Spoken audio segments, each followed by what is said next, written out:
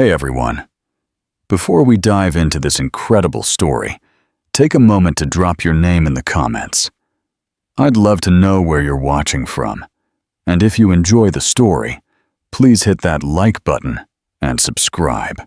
The mirror of a man's life. The last time Julian Brooks saw his wife, she walked out with nothing but a few belongings, leaving behind 5 years of silence. No calls, no texts, not a single whisper. It was as if she had vanished into thin air.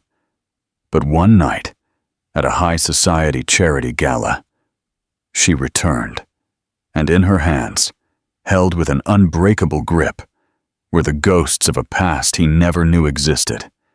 3 little children. 3 exact mirrors of himself. In that single, breathtaking instant, the man who had everything realized he had lost it all. The golden afternoon sun was setting over New York City, bathing the windows of the imposing building that housed Brooks Logistics in a soft glow. The penthouse office was an ode to tranquility and opulence. With sleek walnut furniture, luxurious leather seating, and a subtle scent of high-end cologne, Julian Brooks, 39, was a self-made man. He was a multi-millionaire, the CEO of one of the most influential logistics firms in the country. Known for his ruthless negotiation style and cold demeanor, his reputation always preceded him. However, on this evening, an unusual weight rested on his thoughts. He looked at the invitation on his desk, the gold-embossed letters gleaming under the light. The event was the annual Hearts of Hope Charity Gala at the Plaza Hotel, a convergence of the rich and influential clinking champagne glasses for a cause many barely recognized. Julian typically contributed financially, but never attended. He despised the superficial conversations and fake smiles.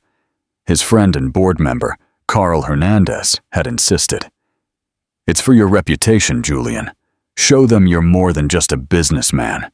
You're a person with compassion." Julian let out a soft laugh at the thought, the sound of a heart long put away. Since his divorce, he had avoided galas and public events. 5 years had passed, but sometimes the wound still felt as fresh as ever. He hadn't exchanged a single word with her since she left. No calls, no letters. It was as if she had simply vanished. But that was how Julian liked it. He had thrown himself completely into his work, and his business was thriving like never before. The limousine pulled up promptly at 6:45 p.m. Julian got in silently. As the vehicle glided effortlessly through the city streets, he adjusted his cufflinks, his mind already on the crowd he would encounter tonight. The Plaza Hotel buzzed with energy upon his arrival. Bright lights illuminated the entrance as attendees, dressed in sophistication and sparkle, flowed inside. Julian glided past the red carpet, deflecting a few questions from the press, just enough to keep them intrigued. The ballroom shimmered with chandeliers, and the sound of cheerful laughter filled the air. A jazz ensemble played soft melodies as staff moved with grace, offering glasses of champagne and hors d'oeuvres. Julian navigated the crowd, offering quick nods and greetings. He naturally drew everyone's attention. He was tall, with sharp features, and always impeccably dressed, as if he'd just stepped off a magazine cover. But beneath his composed exterior, Julian was counting the seconds. He intended to stay just long enough for his presence to be noted, make a generous donation, and then slip away quietly before dessert was served. As he was speaking to the mayor's assistant, something unexpected interrupted their conversation. The atmosphere at the entrance seemed to shift. The conversations lost their vivacity. Attention was diverted. Whispers began. Julian followed the gazes of a few guests, and that's when he saw her. Time didn't stop, but it slowed. Standing under the majestic arch of the ballroom entrance was Sophia, his ex-wife. She wore an emerald dress that hugged her figure, Her hair was shorter than he remembered, elegantly styled. But she wasn't alone. In each of her hands, she held two little boys, no older than 4, and a little girl held tightly to the hem of her dress. The 3 children shared the same light brown hair, a sharp jawline, and eyes that mirrored Julian so perfectly it took his breath away. He blinked, convinced it was pure coincidence. But his gut caught the truth long before his mind could. Sophia hadn't seen him yet. She was talking softly to the boys, adjusting their collars, and murmuring something to the little girl, who giggled. Julian stood motionless, as if his entire plan had vanished into thin air. The sound of the gala became a gentle murmur, like the static of a distant dream. 5 long years of silence, and she just walks in, to the very event he decided to attend. A strange mix of fury, astonishment, and a creeping sense of regret stirred inside him. He was torn between the urge to storm out or to confront her. He remained motionless for a minute, enveloped by the strange gravity of the moment. Sophia and 3 little children, who looked like miniature replicas of him. The gala went on as if nothing had happened. But for Julian, everything had changed. His grip on his whiskey glass tightened. She glided through the room, offering kind smiles to those who greeted her, unaware that her return had ignited a fire in his life. Julian watched the children. 1 boy, 1 girl, and another boy, each brimming with life, their eyes shining with the excitement of the dazzling occasion. Without a nanny or assistant, she moved with grace, handling 3 children as if it were second nature. It had been 5 years since he had last seen her. Not since that fateful night she packed her things, left a note on the marble counter, and vanished into the silence.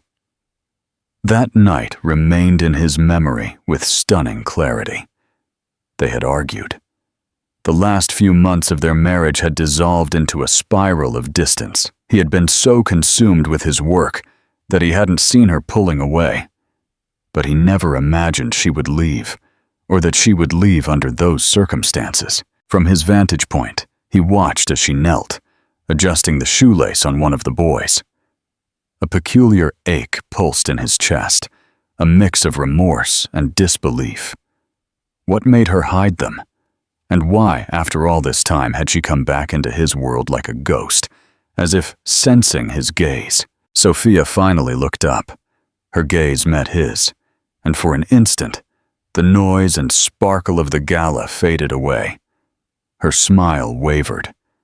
A fleeting moment of uncertainty flickered across her face, quickly replaced by a deep, calm breath. She straightened up and walked away, leading the children to a corner, pretending to ignore his presence. What would you do if you were Julian? In that moment, confront her or walk away? And what about Sophia? Was she right to pretend not to see him? Leave your thoughts below. But Julian wasn't about to let her escape again. He put his glass down on a nearby table and advanced with a determined calm across the room, pushing aside anyone who tried to engage him in trivial conversation. With every step, questions mounted. He approached her. She stood by a floral arrangement near the stairs.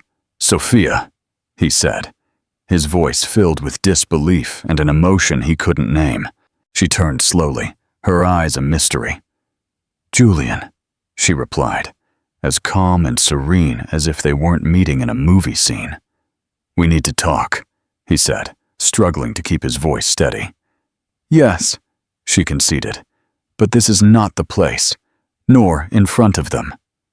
She looked at the children, who had now seen him and were staring at him with a mix of curiosity and recognition, as if his presence stirred something familiar. Julian crouched down a bit to meet their gaze. "Hello," he said, feeling the awkwardness of the situation. "Hello," one of the boys responded softly. The little girl looked at him with eyes that mirrored his own, and then smiled. "Are you a prince?" she asked. Julian let out a humorless laugh, taken by surprise. He murmured something in response. Sophia placed a hand on the girl's shoulder. "Why don't you go with Ms. Anna over there?" she suggested, pointing to a woman Julian recognized as Sophia's former assistant. The children nodded and scampered away, leaving giggles behind them. Julian looked at her. "They're mine." It wasn't a question. Sophia remained unfazed, the direct confirmation making him shudder. "Why didn't you tell me?" he said, his voice low but charged with intensity. She held her ground against his fury. "Why? Because you wouldn't have had time. In those days, your company was the most important thing. You were too consumed to ever even think about a family." "Julian, that's not your decision to make. You can't just disappear with 3 children and act as if it's for my own good," he said. For an instant, her expression softened. "I didn't intend to hurt you, Julian. I did this so they wouldn't have to wonder why their father was always too busy. I couldn't raise them in a home where affection was secondary." The silence enveloped them, Julian's mind filled with memories of ignored dinners and unanswered texts, a relationship that had faded away. Still, none of that justified what she did. "You had no right to rewrite our story," he said sharply. "I have a right to know. They have a right to know." Sophia took a slow, deliberate breath. "Yes, you're right. It was my choice, and I'll face the consequences. But I don't regret raising them with love and a solid foundation." He looked at her, his jaw tight, his heart pounding. 3 little beings, 3 versions of himself, wandering a world he had never known. "So what now?" he asked, his voice barely a whisper. "You just show up at a charity gala with them like it's nothing," she exhaled. "I didn't know you would be here. I came at the invitation of a friend who organized the event. I'm as surprised as you." Julian pressed his fingers against his temples. "We'll talk," he stated. "Tomorrow, alone. Don't hide. There's nowhere for you to hide." Sophia nodded once. "I'll meet you at the cafe at Lincoln Square at noon." In an instant, she turned and walked away to rejoin her children, leaving Julian alone in the middle of the dazzling ballroom, his entire existence turned upside down. What do you think of Sophia's decision to hide the children? Do you think Julian has the right to be angry? Or did his own actions lead to this situation? Leave your thoughts below. And if you're loving this story, don't forget to subscribe and share. Julian arrived at the cafe 15 minutes early, unusual for him. He stood by the window, holding a cup of black coffee, his gaze shifting between the clock and the door. The streets of New York buzzed with their usual energy. But inside him, a storm was raging.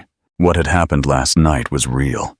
Sophia had returned, bringing the astonishing truth of 3 children who looked just like him. He replayed the moments in his mind, the way she had walked in, serene and composed, the look in her eyes as she saw him. There was no chaos, no frantic pleas for forgiveness, just a quiet elegance. He hated the lingering impact she had on him. Although their relationship had ended badly, the truth was he had never stopped thinking about her. And now, with the weight of fatherhood settling on him, in one single, overwhelming moment, he felt as if he had been asleep for 5 years of his own life. Right at noon, the door opened, and she walked in, dressed in a dark green coat, her hair pulled back in a bun. She looked tired in the way a single mother raising 3 children alone is, but there was still a subtle resilience about her. She spotted him immediately and walked over without hesitation. Julian rose, caught in a moment of hesitation over whether to extend a hand or a more intimate gesture. He just nodded, gesturing to the chair across from him. "Thanks for coming." "I don't think I had much of a choice," she replied with a slight smile. They sat in silence for a few moments, the kind that tightens your chest and makes it hard to breathe. A waiter approached, and she ordered tea without even looking at the menu. Finally, Julian leaned forward, his voice low but determined. Start from the beginning. Everything. Sophia rested her hands on the table, looking at her fingers, as if the story was hidden in the lines of her skin. I found out I was pregnant about a month after I left. At first I thought it was just the stress and exhaustion of a missed period. But after I took a test, everything changed. Julian felt a sudden tightness in his throat. He could already guess the timeline. You didn't consider telling me? He asked. I did, she replied quickly. More than you'd imagine. I once picked up the phone and dialed your number, but then I would see the headlines. Another acquisition. Another multi-million-dollar deal. You're everywhere, Julian. Smiling, shaking hands, building your legacy. And I just never thought there would be space for a family in your life. Not back then. Julian tightened his grip under the table. You should have let me make that decision. Sophia looked up, her eyes kind, but unyielding. Maybe. But back then, I doubted you could prioritize anything above your ambition. I wasn't going to risk their lives on an uncertainty. The tea arrived. Julian stared at the steam for a moment. Then he asked, So, how did you do it? Alone, a flicker of pride danced in her features. I moved to Brooklyn. It's quiet, affordable, and full of good-hearted people. I took freelance marketing jobs, taking on projects that allowed me to work from home. My mother was a great support at first, before her health declined. Hugo and Leo are two boys who couldn't be more different. And Lucia, she's the ringleader. 5 years of scraped knees, bedtime stories, and delicious macaroni creations. Although it was hard, the experience was worth every moment. Julian felt as if someone had stopped the flow of his existence and reversed it without his consent. I missed everything, he whispered. Sophia remained silent. Her silence wasn't harsh. It simply made room for the truth to take root. I have to meet them, he murmured after a moment, more to himself than to her. I want to be their father. She nodded slightly. I was hoping you'd say that. I won't stand in your way, but it has to be slow. To them, Julian, you are a stranger. It's not as simple as just showing up and expecting them to understand. Her words stung, but he recognized the truth. He thought of all the moments that had slipped away. Those first words, first steps, birthdays, and sleepless nights with illness. Those years are gone. All we can do is focus on creating something new. Can I see them? He asked, his voice barely a whisper. Sophia paused for a moment. Then she pulled out her phone and navigated to a photo album. She tilted the screen toward him. There they were. Hugo with a pirate patch and a plastic sword. Leo grinning with his missing front teeth. And Lucia proudly showing off a glitter-covered drawing that said, I love you, Mommy. Julian felt a profound shift inside him. These weren't just children who looked like him. They were his kids. Sophia watched him in silence before finally speaking. They're at their Nanny Anna's today. We'll be in town until Sunday. If you want to stop by the Brooklyn Botanic Garden around 3, I won't object. Julian nodded slowly. Thank you. They sat in silence for a moment longer. Two souls tied by a past they couldn't shake and a future they hadn't foreseen. But in that silence, a glimmer of hope began to emerge. Not forgiveness, not yet, but potential. Julian rose, his shoulders tense. He had spent his life building an empire, building success. But now, in an instant, that existence felt empty. 3 little strangers, his own children, were somewhere in the city. He wondered what awaited him at the park. Should he bring gifts, candy, toys? Would they run to him or hide behind their nanny's legs? And he asked himself questions he had no answers for. At 10 minutes to 2, he walked out of his penthouse, not in his custom-tailored suit, but in jeans and a sweater, trying to look more like a normal man than a multi-millionaire CEO. The Brooklyn Botanic Garden buzzed with energy. Children ran as parents enjoyed their coffee on the benches. He spotted the playground immediately. It was vibrant, full of joy. He saw them right away. The two boys and the girl by the rock-climbing wall. One of the boys had a scraped knee, but he was showing it off proudly. The girl, small but determined, was directing the boys with the confidence of a seasoned leader. From 20 meters away, Julian could see it clearly. The resemblance. It was as if he were looking at a time machine that had split him into 3 parts. Anna, the caretaker, sat on a nearby bench, reading a magazine. Sophia was nowhere in sight. Julian took a deep breath and advanced. Anna looked up, surprised at first. Then she offered a polite and cautious nod. "They don't know," she murmured. "I know," Julian replied. "I just want to observe for a moment." He stood there, hands in his pockets, watching from the periphery. It felt like a dream. Leo had a fierce intensity, while Hugo had a sharp wit, and Lucia had his eyes. The more he observed, the more they felt like old friends. After a moment, Anna leaned in. "You should say hello. It will be more impactful coming from you." Julian nodded and approached cautiously, his heart pounding as if he were entering a boardroom without a plan. Lucia was the first to see him. She stared, her head tilted slightly. "Do we know you?" Julian replied, getting down to her level. "But I'd like to." The children approached cautiously. "I'm Julian," he said. "I know your mother." "For a long time?" Hugo asked. "For a very long time," Julian replied with a smile, hiding his nerves. "You look like a cartoon character," Leo observed. "Are you from a TV show?" Julian let out a soft laugh. "Unfortunately not, but I wish I were. This would be a lot easier." They approached cautiously, but with an open mind. Young minds have an incredible strength, ready to accept new possibilities when you speak in a language they understand. He asked them about their games, their school, and their pets. Lucia embarked on an elaborate description of her imaginary dog, Glitter, while Hugo boasted about his ability to eat 3 burgers in a single meal.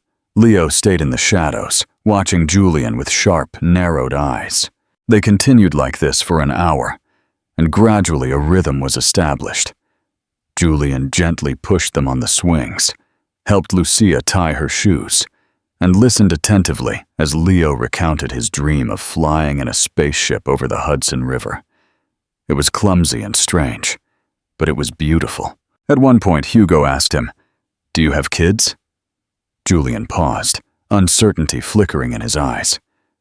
"I think I do," he murmured softly. "I think I might be about to meet them." The words hung in the air for an instant before Lucia let out a soft laugh. "How funny. You're not even a part of our house." "I know," Julian admitted with a nod. "But I'd like to be a part of your lives, if that's okay with you," Leo finally asked in a low voice. "Do you love our mom?" The question hit him harder than he expected. "I loved her," he replied with sincerity. "I think I still do in some way, and she is an amazing woman." The boy nodded, accepting that without further argument.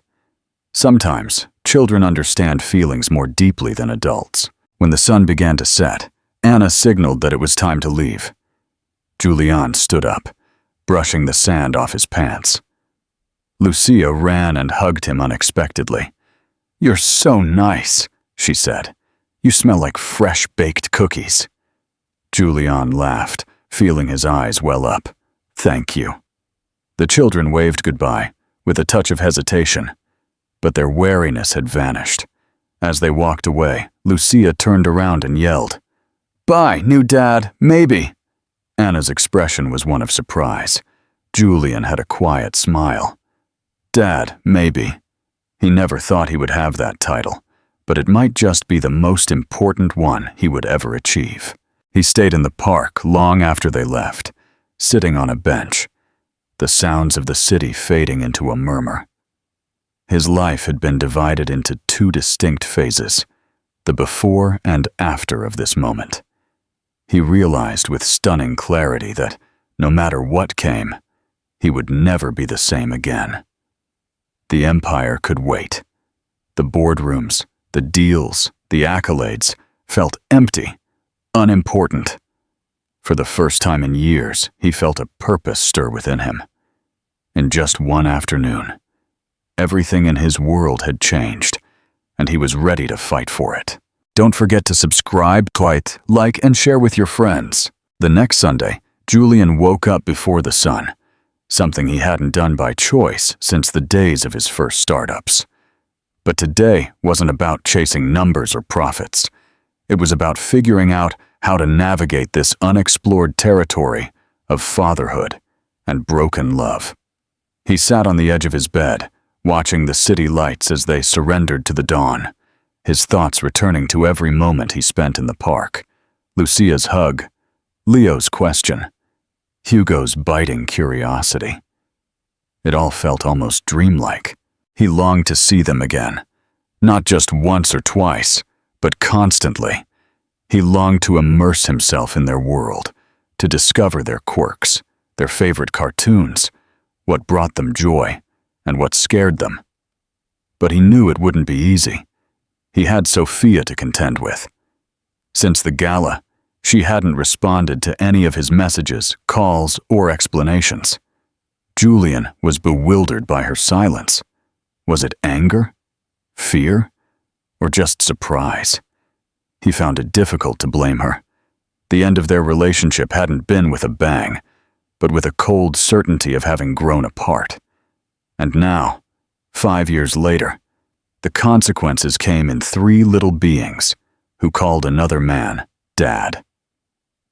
The truth hurt more than he wanted to admit. By mid-morning, he came to a conclusion. He wouldn't surprise her. He wouldn't get lawyers or drama involved. He would go to her house. He would stand outside and wait if necessary.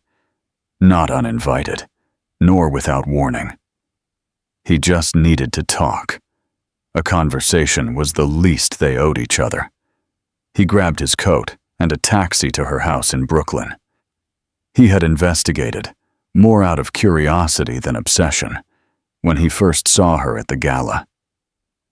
She had bought a house 2 years ago, humble by New York standards, but cozy, with a striking courtyard and a vibrant red door that contrasted with the street tones.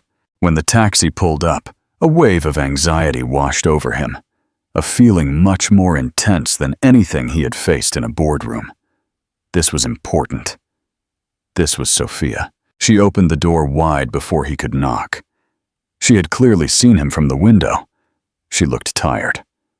Not exhausted, but like someone who had carried a heavy burden for a long time. Her gaze quickly swept over him, and for an instant, they stood still, a meter apart, with thousands of unspoken things floating in the air. "You really don't know when to give up, do you?" she said softly. "Not when it matters," Julian replied. His voice was a whisper, with a soft sigh. She stepped aside. "Only 10 minutes. That's all I have."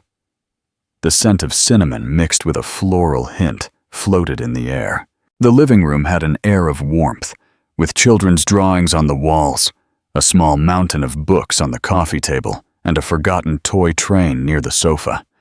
Julian took it all in silently, his heart expanding and breaking at the same time. Sophia leaned back in an armchair, her legs crossed. He stood. "I'm not here to cause trouble," he began. "I don't want to undermine what you have or confuse the children. I just need to understand. Why didn't you tell me?" Sophia looked away for an instant. Her grip on the armrest tightened. "I didn't think this was something you wanted. Our life was over. Your world was established. Your ambitions. I was afraid of fading into the background of someone else's story." Julian swallowed hard. They are not a footnote. They are everything, and I missed it all. They don't really know you, she murmured, her voice softer now. They have a life, a good one. Hugo has been their dad since they were 2 years old. The name hit Julian like a punch. He knows? Sophia nodded slightly. I told him everything as our relationship got more serious. He stayed. He's a good man. Julian sank into a seat, suddenly aware of the weight pressing down on him. So what does that mean for me? That's what I don't know either, Sophia confessed. I don't want to dismantle something that works. But I saw the look on their faces after you spent time in the park. Their eyes lit up when you talked about yourself. Even Leo. He asked me if your feelings for me were genuine. Julian raised an eyebrow. And what did you tell him? I told him I had loved you, that I think I still do in some way. A moment of silence floated between them.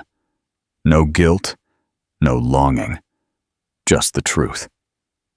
She took her time to answer, and he didn't press her. Instead, he changed direction. Can I see them again? With limits, with the rules you set. I just want to get to know them. If they want to know me, I'll be there, every step of the way, without disappearing. Fully committed. Sophia leaned back, thoughtful. Are you serious? Yes, he said. His voice had a certainty that had been absent for months. It wasn't until I saw them that I realized what was missing in my life. And now that I've seen it, it's engraved in me forever. She nodded slowly, a hint of uncertainty, but undoubtedly moved. Okay. For now, just 1 day a week. On Sundays, we'll meet at the park or a museum, a public place, no surprises. It's a deal, Julian said quickly, his heart pounding. And Julian, she said, just as he was getting up, this is not a competition. Hugo is not the enemy. Don't approach them as if you're launching a new business.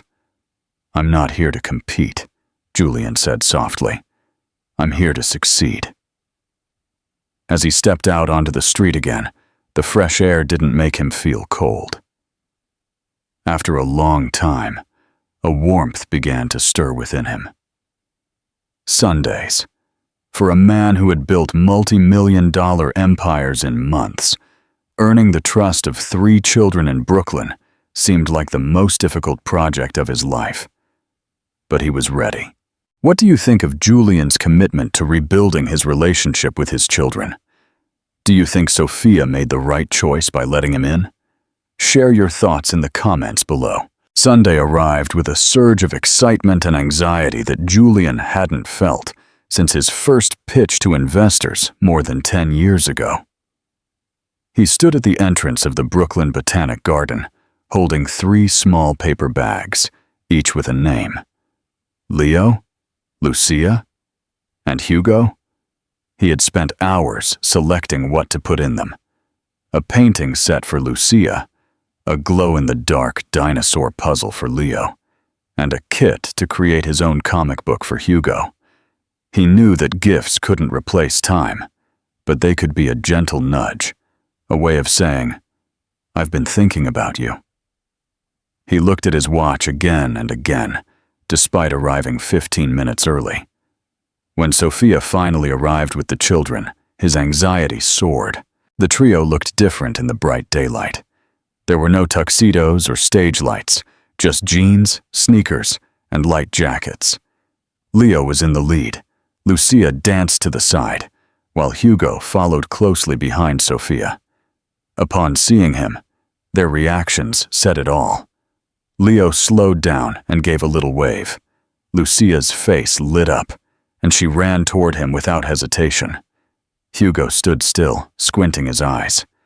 Thoughtful, Julian knelt as Lucia hugged him, her grip even tighter than before. She let out a cry of delight. You said you'd come back. With a smile, he handed her the bag. This is for you, Miss Lucia. I hope you like to paint. With wide eyes, she looked inside the bag and showed it to her brothers. Leo looked at him with intrigue, while Hugo finally approached. Deliberately taking the third bag in silence, Julian shot a look at Sophia. She returned a subtle nod, a sign that she trusted him. "Are you guys hungry?" he asked the children. "I thought we could have a picnic." They all nodded, and in unison, they ventured into the garden, with Julian carrying the basket Sophia had prepared. They sat under a towering oak tree. Julian laid out a variety of sandwiches, fresh fruit, cookies, and juice boxes. Lucia and Leo ate with gusto, while Hugo watched Julian with the intensity of a researcher. "Do you know how to ride a bike?" he asked. "Yes," Julian replied. "Why? Mom says if you don't know how to ride a bike, you're not cool." Sophia raised her eyebrows at that, holding back a laugh. "I never said that, Hugo." Hugo gave her a mischievous smile and looked back at Julian. "Would you like to race sometime?" Julian smiled widely. "You're on." The next 2 hours were spent wandering through the different sections of the garden. Lucia ran, naming every flower she saw, while Hugo held Julian's hand in silence for 15 minutes before finally breaking the quiet. "There's a bunny at my school. Its name is Pimento." Julian cherished that fact like a precious jewel. He wanted to capture every detail. As the children played, Julian sat on a bench next to Sophia. She seemed more at ease than at their last meeting, but still cautious. "They're opening up faster than I expected," she murmured. "They like you. It's strange how quickly everything can change." Julian leaned forward, watching Lucia help Leo climb a rocky obstacle. "I'll make sure it's slow. I'm willing to go at any pace you choose. Just please don't shut me out." Sophia looked at him. "I don't want to, but I've built this world for them, piece by piece. You can't just walk in and start moving things around." "I'm not trying to," he said. "I just want to be a person they can rely on. I want to be in their lives, not just in their DNA." Sophia let out a soft sigh and nodded slightly. "All week, they asked about you. Even Hugo. They want to know where you live, what you do, and why you weren't there before. I didn't know what to say. I told them our lives took different paths, but that now you want to be a part of theirs." "Yes," Julian said, his tone unyielding. "I want to build my way into this chapter, not change the last one." The children ran back. Lucia insisted that Julian admire her flower crown, made mostly of grass, with a single daffodil. She put it on his head and proclaimed, "Now you are King Julian." Leo let out a genuine laugh, the first of the day, while Hugo took a picture with Sophia's phone. That photo would become Julian's favorite. When they left the garden, they headed to a nearby ice cream truck. Julian bought all 3 of them ice cream, enjoying a nostalgic moment he hadn't experienced since college. As they sat on the curb, sticky-fingered and covered in sprinkles, he realized. This was real life, not elegant boardrooms or luxury flights. It was that melting ice cream, Lucia's constant chatter, Leo's witty remarks, Hugo's subtle glances. As Sophia buckled the children into the back seat of her car, Julian knelt to say goodbye. Lucia gave him a soft kiss on the cheek. Hugo gave him a slight salute. Leo looked at him and asked, "Next Sunday, can we go to the Natural History Museum?" Julian smiled. Of course. He looked at Sophia, who gave him a slight smile before closing the door. As the car drove away, Julian stood motionless, his hands in his pockets, the gentle spring breeze swirling around him. A change had occurred in him. He no longer felt like a stranger. He felt like he had been given a second chance. And this time, he was determined not to waste it. What do you think about Julian's transformation? Do you think Sophia made the right decision by letting him back into their lives? Share your thoughts in the comments below, and don't forget to like and subscribe so you don't miss our next stories. The next week, Julian and Sophia met at the hospital after Hugo had fallen and hit himself. Julian rushed there without hesitation. Seeing Hugo, safe and sound, he felt immense relief. As he carried him, he realized the weight of what Sophia had done alone. She took care of him with such ease. In the car back to Sophia's house, Hugo fell asleep in his arms, and Sophia looked at them through the rearview mirror with a soft smile. At the house, they sat down to talk. She told him she had appreciated him coming. He said he couldn't have not. He was his son. He told her he was trying to be a good father, that it was difficult, but that he was learning. She nodded. He realized they had reconnected, and that somehow it felt even more real than in their first marriage. When it was time to leave, she said goodbye with a soft, "Thanks for coming. Not just for today." It felt like a huge step. Sundays became a regular thing. They spent afternoons at the park, watching movies at his penthouse, making pizza together. The children got used to him. They called him Jay.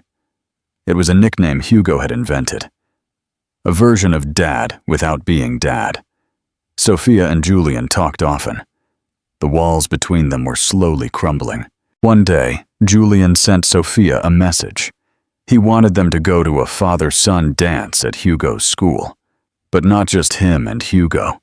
He wanted to go with all three children, as a family. Sophia read the message. Her heart ached. It was a big step. It meant they were becoming real. After hesitating, she replied, "We'd love to go." Julian read the message. A huge smile spread across his face. He had spent his life making deals. But nothing, absolutely nothing, compared to the peace he felt reading that message. On the day of the dance, they arrived at the school. The children, dressed in their most elegant clothes, ran toward him. And Julian felt like the luckiest man in the world. He saw Sophia. She was beautiful. He realized how much he had missed her. They danced all night, laughed with the children, and finally, when the children got tired, they sat together. At one point, Sophia looked at him. "It feels good to have you here." "I think so too," Julian replied. He took a moment to look at her, to look at his children. They had lost 5 years, but now they had a whole future, and he wasn't going to waste a second more. Conclusion. This story is a beautiful exploration of regret and redemption. Julian begins as a man who had it all, but discovers that true success isn't measured in wealth, but in family. The journey is slow and difficult, but it's worth it. The story also shows us the power of second chances. Julian and Sophia have the opportunity to heal their wounds and build a new family. Not one that looks perfect on the outside, but one that is real. What did you think of Julian's transformation? Do you think Sophia made the right decision by letting him back into their lives? Share your thoughts in the comments below, and don't forget to like and subscribe to not miss our next stories.